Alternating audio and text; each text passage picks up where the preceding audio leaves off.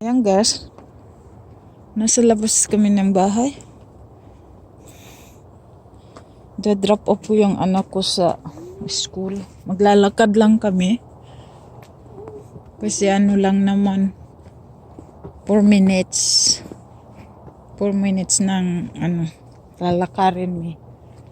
Kasi kung mag-car 1 minute drive, sayang naman ang gas. Pwede naman lakarin. Ayan, naglalakad kami. Where is your mask? We need to go back. Need to grab mask. Mama also don't have mask. Ay. Are you cold? You want to change your coat? Baby? Want to change coat? No. Are you find that one? Or you want the other blue one? Okay, Mama grab mask for you and for Mommy.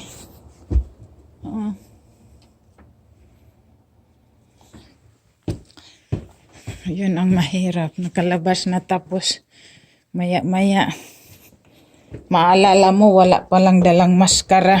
Hindi naman pwedeng walang mask kahit nasa labas kayo ng compound ng school.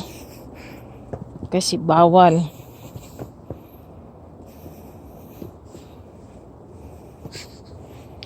Hurry up. That's why you are in the first line.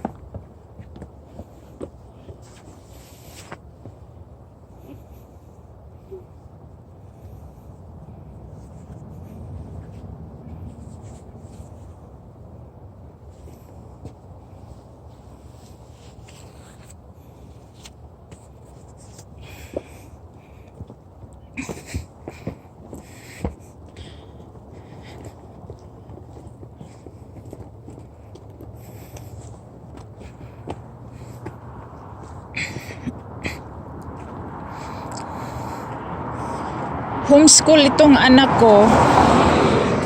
Homeschool sana itong anak ko start this month. This month and then until February. Out of 3,000 student from elementary school, Catholic school, 700 student yung nag-registered ng school from home. Yung mga ibang parents hindi nag-agree, tapos ibang teacher na from school tapos ng from home. Ang naproba ng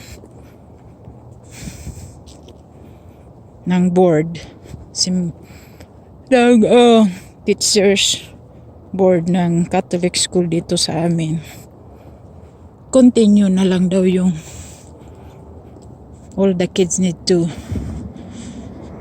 go back to school face to face than virtual class, kasi kulang yung teacher sa virtual class. Kasi pag sa school naman lahat ng estudyante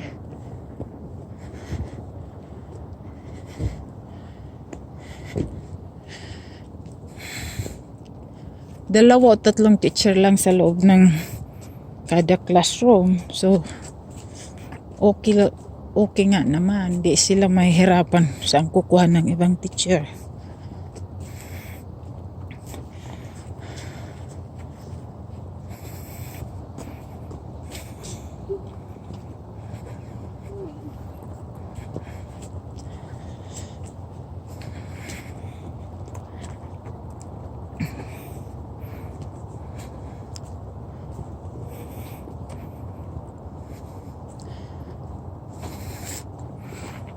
Araw-araw ko to ginagawa. Pag may school, nilalakad lang namin nitong bunso kong anak.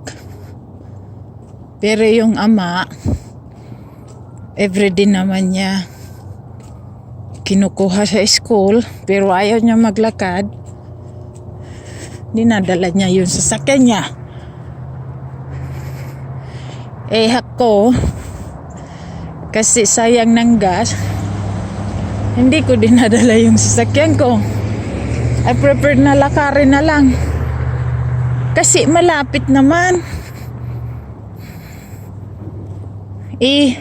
Maganda naman yung maglalakad ka everyday 5 minutes kasi exercise na yun.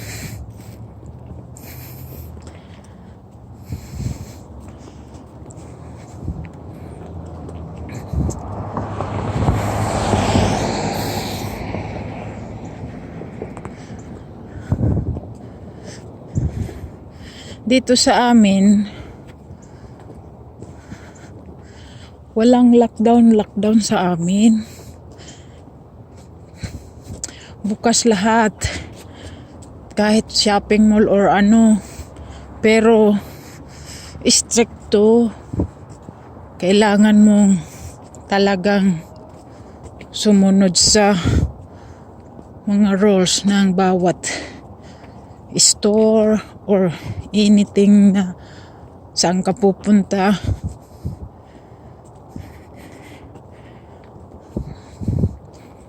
Ewan ko sa ibang part ng Ontario nag-lockdown ulit kasi siguro dahil sa daming population. Ang iba naman hindi sumusunod sa rules. Parang dyan din sa atin may mga province na lockdown, may mga province na okay naman.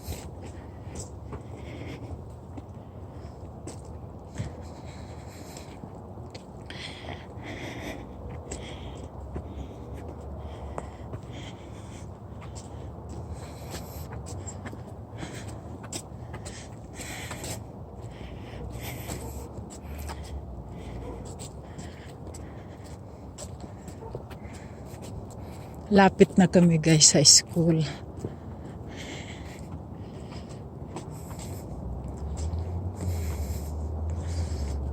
Itong anak ko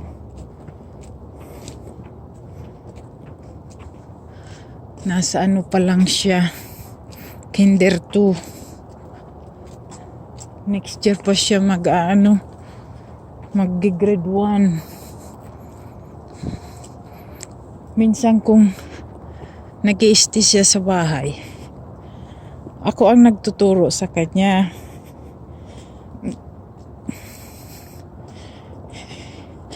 Pero minsan sasabihin niya gusto niya nang bumalik sa school kasi daw pag ako ang nagtuturo sa kanya gusto ko daw matuto agad siya. Pag sa school daw nila, sabi niya, okay lang kahit hindi daw makinig. Natawa ako. Sabi ko naman, useless yung pagtuturo ko sa'yo kung hindi ka makikinig.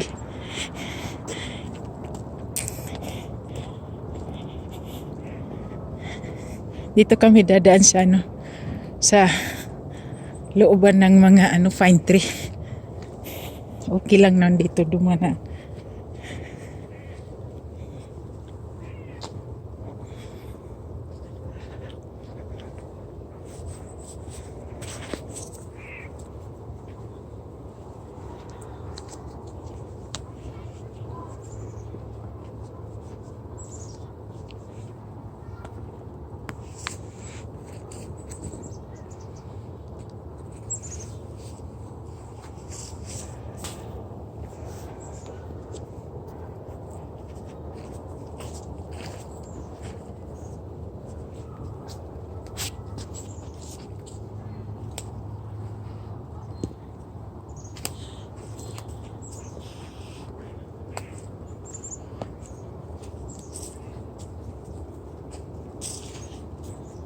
Yan. Ito yung school niya. Mga school dito hindi naman kagandahan kasi nga inaabot ng ng winter. Sa atin yung mga school pagandahan talaga loob labas. Dito wala. Building lang yun. Tapos kung anong kailangan ng mga estudyante sa loob,